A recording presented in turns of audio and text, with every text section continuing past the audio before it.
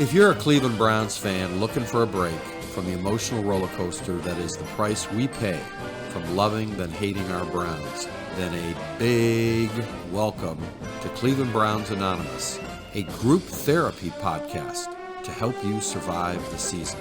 So let's start our meeting. Hi, everybody. It's a beautiful Tuesday afternoon here in sunny Cleveland, about 72 degrees. And with me is newly married Brook Riley. Brook, how you doing? I'm good. I'm still pretty tired. All right. Well, everybody, Brook kind of wanted to beg off this week's podcast because he said, I really didn't watch the game.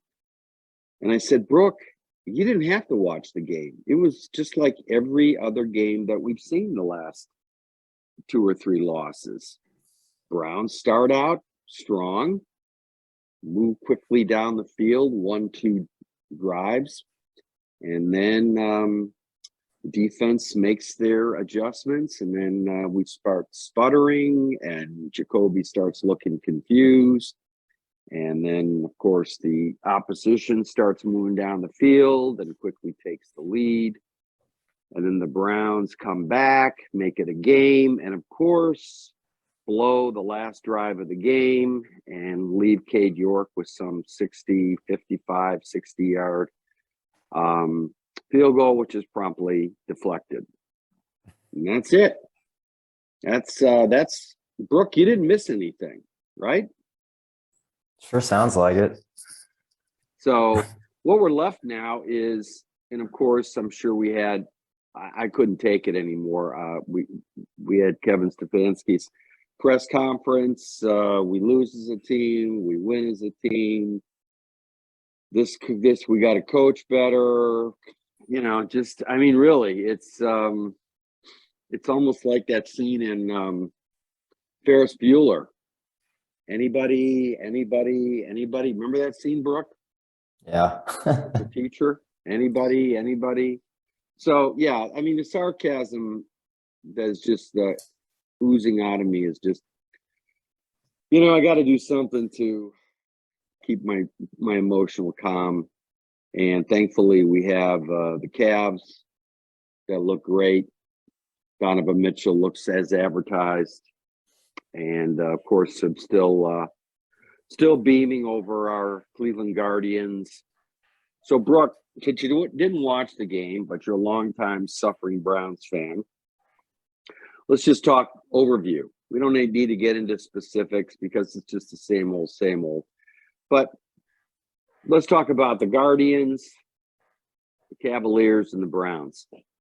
They all have one thing in common. They seem to have a very good front office, scouts, general manager, right? Yeah, I think front office. For sure the Guardians. For sure the Cavs.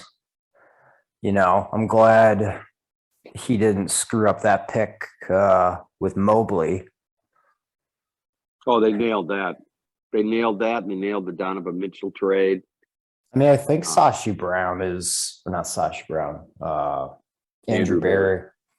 I think Andrew Berry's a good GM. He comes highly respected, but yeah, I got a lot of questions on the head coach. Yep, and that's the difference. Of course, the Indians, if you had to rank them 1, 2, 3, the Indians would clearly be number one, what they're working with and how they've stayed competitive over the last 20 years. They made a World Series run in 2016. They always seem to be in the playoffs and the hunt, and they always have the lowest payroll. And the Indians, everything's connected. They not only have a great front office, they got a great manager, Terry Francona. You got a great coaching staff, managerial staff, pitching coach. Everybody seems to know what they're doing. And everything's connected from the ground up. You have the scouts, you have the coaches, you have the manager working in conjunction with the general manager. They know who they're drafting, they know who they are, and they know how to develop these players. It's just an endless inventory or assembly line of Cy Young winners coming out of the Indian/Guardians organization. And the Cavs, they've done a great job. They know who they are. They've pieced it together. They've drafted well, defense. They've nursed Kevin Love into a great role as sixth man. And they seem to have some really good coaches with Bickerstaff. Everybody's on the same page. Then we get to the Browns. And I think up till this season, I think we had started getting some doubts in the second half of last year when the Browns just were just going around in circles with Baker. And Stefanski was either too clueless, too scared, too over his head to make that quarterback change, to which I've been advocating on all the podcasts. But now the fundamental question is, between Joe Woods and Kevin Stefanski, is if Andrew Berry and their crew drafts well, is this coaching staff able to develop these players into a team? And right now the answer is no. Comments? Well, I think that the Browns they're not losing from a talent point of view. They have all the talent in the world. It's not like they're getting blown out by the Ravens. You know, they're not getting blown out by the Jets, the Panthers, the Steelers. So that leads me to they're losing because of the coaching staff. And this isn't just for the 2022 season. I mean, this was going on, like you said, last year as well. Yeah, they always found a way to make it closer than it should have been, with the exception of the Bengals game.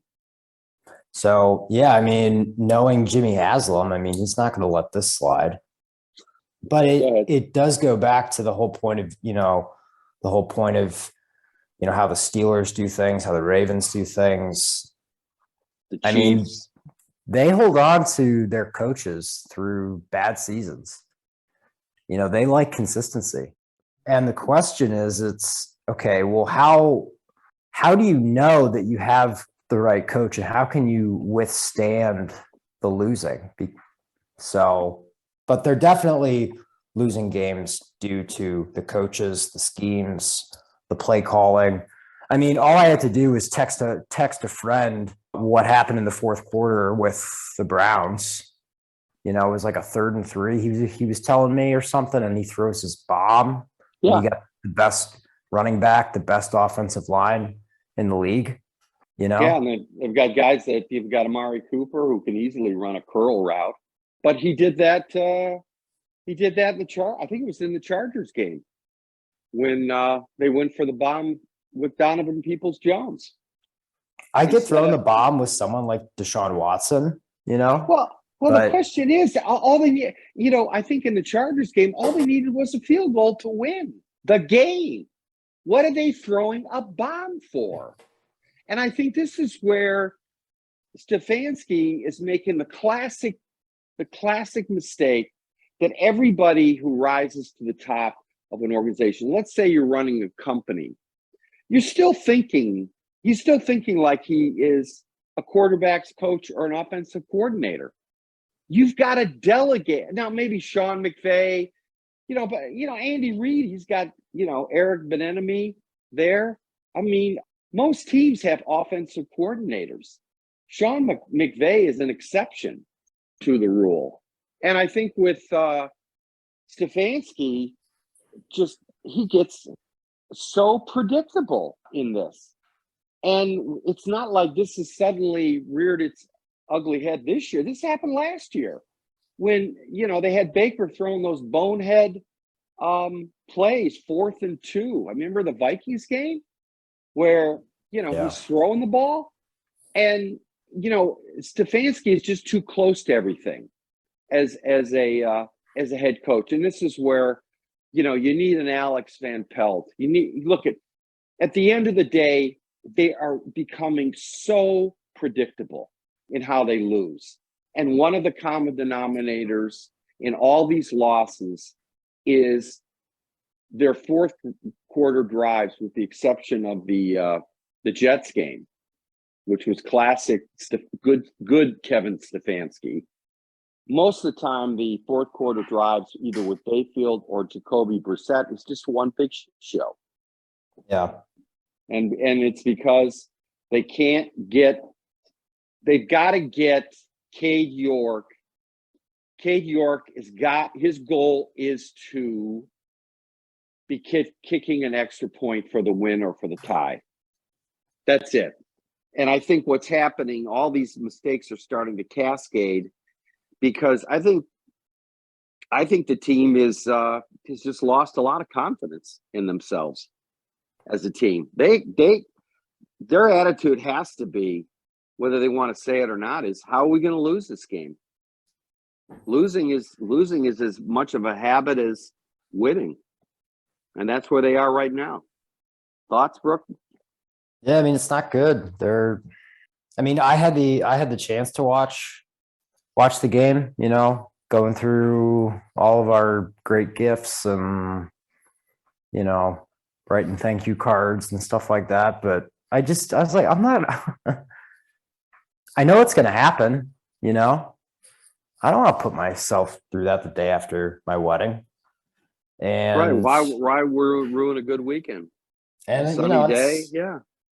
So, yeah, but I've got a lot of questions on the head coach and this season. I mean, I never thought that this season would be something because I knew that when Deshaun came back that he would be really rusty. So I kind of chalked this season up as a wash. I didn't think that it would be kind of this depressing and just, I mean, you hear guys in the locker room during the media day, some of them are fighting back with one another. They're saying, oh, that's not my fault. And I mean, the leadership by Stefanski and Joe Woods and whatever, it's just atrocious. I think when you lose the locker room like that, it's over with the head coach. I really do.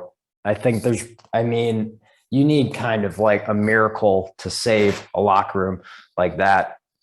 And maybe that is Deshaun Watson when he comes back. I don't know, but it just sucks. Look I think one of the reasons why this is depressing is it's how they're losing. I mean, obviously the Jets game. I mean, that's just incompetence. I mean, Greg Williams, when he left the Browns, he went to the Jets. He was their, so-called genius defensive coordinator. He got fired near the end of the season, a defensive coordinator, because all the Jets had to do, is go into major prevent defense. The other team had one play. They were on the 50-yard line. And the guy threw a 50-yard bomb for a touchdown to win the game. And Greg Williams went into a cover zero and all-out blitz. I mean, it was the dumbest thing that you could do, and he got fired. Now, that's what we saw in the Jets game with Joe Woods. That's what we have seen consistently, a defense. I mean, I'll give them a little bit of kudos. I think they played the Ravens, tough, but the Ravens haven't exactly been the Chargers, when you compare what Zappe did with the Patriots and Belichick, I mean, Zappe looked like a Hall of Famer against Joe Woods' defense. I think people are, if you had to give the reasons why people are so down right now about the Browns, is the fact that defense has looked terrible. Tackling, bonehead coverage calls. And this is the second year in a row when we've had a real uneven performance by Joe Woods. And they added even more talent. And they had people in their second years. And Joe Woods has looked terrible, that defense. That's number one. We've said many podcasts that Brissett's putting up, they're scoring points. I mean, if you're scoring 28, 30 points, you should have a defense that you can lean on that's going to win the games. And with the addition of Cade York, we thought special teams were going to be a little extra special. But they've been looked uneven. Now, when you have a coach who's focused on the offense and not coaching as a head coach, These are the things that are going to happen.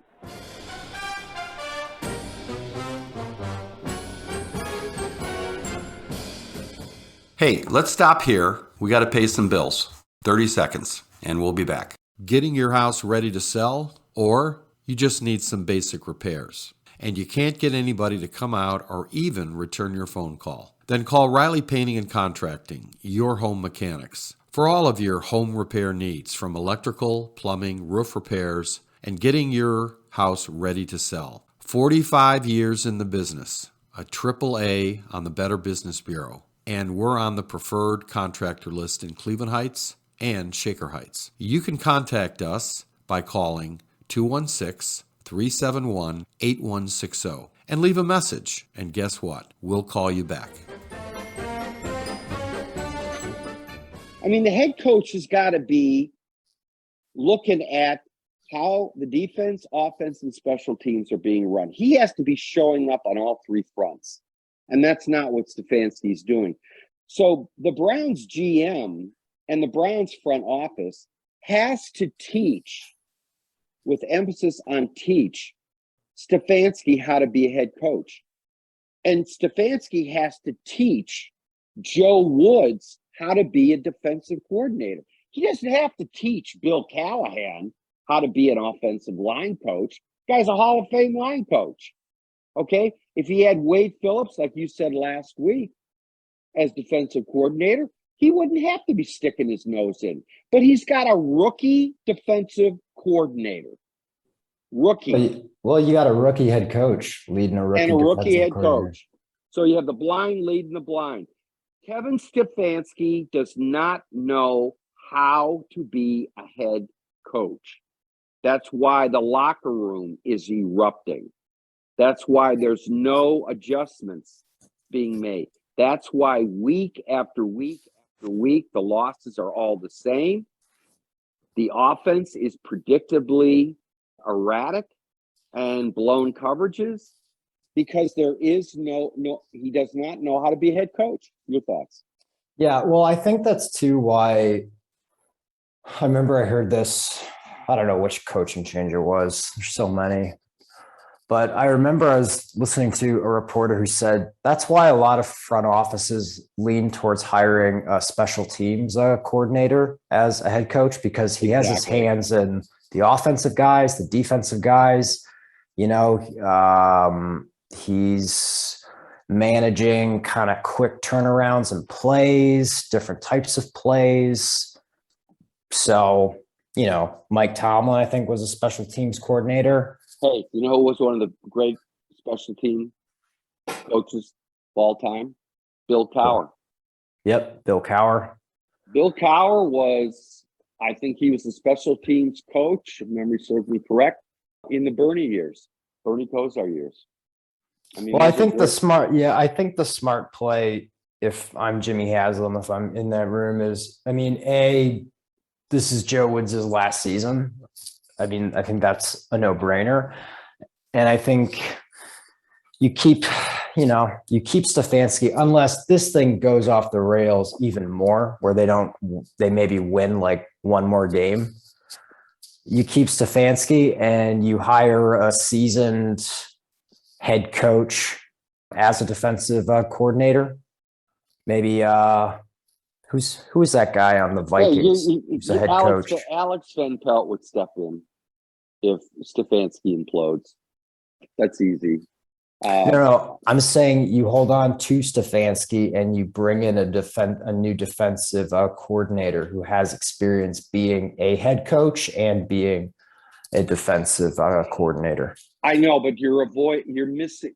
But if we do that, we're making the same mistake that we've always done. Well, this is an organizational issue, because, I mean, look at the Steelers. But the same mistake we've made also, and I know I'm contradicting what I said at the start, the same thing we've done in the past is we let go of these head coaches.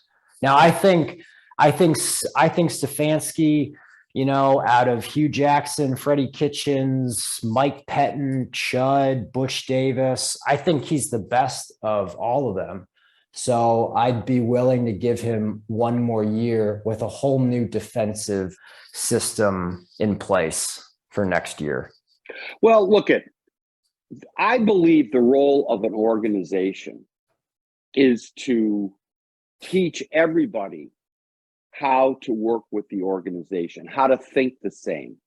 Now, if you look at the Steelers, they've let go offensive coordinators when these guys weren't up to snuff. I mean, they had no problem getting rid of these guys. I think with Joe Woods, the question is this guy, does he have the potential to be a good defensive coordinator? No. And, well, you don't know that because, first of all, he's going through the same thing Stefanski's going through. They both don't know how to handle their jobs right now. So I think Stefanski's as bad as Joe Woods because Joe Woods. I don't think so. I mean, he won Coach of the Year during a pandemic. His offense, when it has been going well, has looked really good. I think people have to remember too, the quarterback that we have, I mean, he's okay. I mean, he's not great. So if it were me, I would hold on to Stefanski and bring in a defensive guy who has a ton of experience, someone who's a little older, like a Bill Callahan on the defensive side. Well, okay, let me be Jimmy Haslam, or better yet, let me be Andrew Berry, Paul DePodesta with Jimmy Haslam, and bring in Woods, Prefer, and Stefanski. It's almost like a seminar. I mean, a little sort of getaway for a couple hours and talk about what's going on here. Because what I want to know as the owner is, what are we doing to change? What exactly are we doing differently? And are you guys comfortable, or do you have the ability or know-how to actually make changes and adaptations? I think the perfect example is what happened yesterday, Monday night, when the Chicago Bears, coming out of a mini bye week, they made some changes in how they were using Justin Fields. They changed that whole playbook. If you see that game, in fact, I read about that this morning, and I was reminded about the Browns. They decided they were going to have more planned runs for Justin Fields, more RPOs. They were going to run it differently, and they were going to throw a wide variety of defenses against these two rookie quarterbacks, especially the Zappy guy. The Zappy guy threw 3 interceptions, I believe. I mean, they had him totally bamboozled. So the Bears went into the New England game as, underdogs. They just killed the Patriots. They were running all around them. But they made the adjustments. When the Browns come in to these games, you don't get a sense that they are making any adjustments. They say, well, if the scheme is good, we just have to execute better. That's their mantra. They're not even bothering to question whether their scheme is good. Maybe the scheme is too complicated. Maybe the scheme has too much potential for major mishaps. That's my point. And that's what I would want to know if I was Jimmy Haslam as the owner, because that's always a mark of an executive or a head coach or a junior coach who has the potential to grow into the job. And that's what we want. That's at the end of the day what everybody wants for Stefanski, to grow into the job, to get out of his own way. Your thoughts, Brook? Well, my final thoughts are that I think if I'm Jimmy Haslam as well, he has a reputation of letting go of coaches. And I think rightfully so. I just think that out of all the coaches we've had, Stefanski has the most upside, and he's proven the most out of all the other crappy ones that we've had.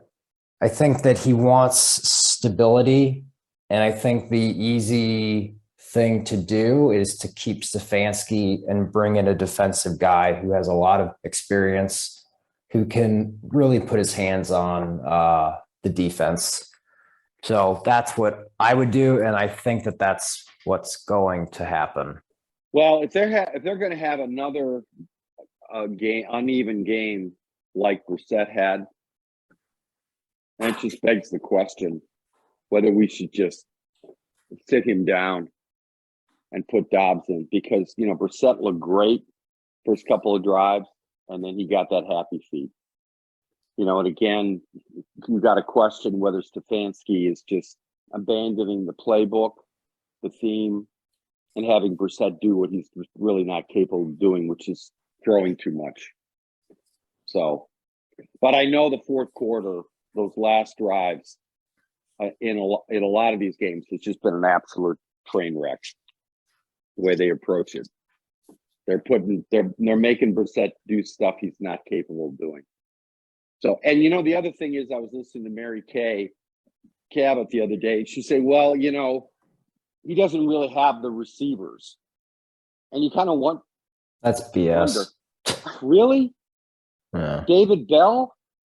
I mean, every time you're looking up at some of these replays, the announcers say Peoples-Jones is wide open. You got to wonder about David Bell. I think one of the things with Brissett, he's very limited to going to his second reads. And that's why Belichick just got inside his head and just banged him around, because they took away his easy first read. And they made him go to a place he's not comfortable with. He's not capable. Can't make those quick reactions. So, I mean, that's what you get with Deshaun Watson. Deshaun Watson is, and Anthony Schwartz or David Bell is going to see the ball, because Watson is going to get outside the pocket, and these guys are going to be wide open. So Mary Kay, it's not the receivers. I mean, you could have we got the receivers, we got the running backs. We have a quarterback that after about the fourth or fifth drive is predictable. And that's why these games, these losses, they always look the same. So those are my final thoughts. And you know what? I don't have a lot of expectations for the Cincinnati game if they don't make any changes. So I will end up on that note, and we'll see where we are after Monday night. Okay, Brook? All right. Sounds good. All right. Thanks, everybody. We'll talk later. All right. Bye.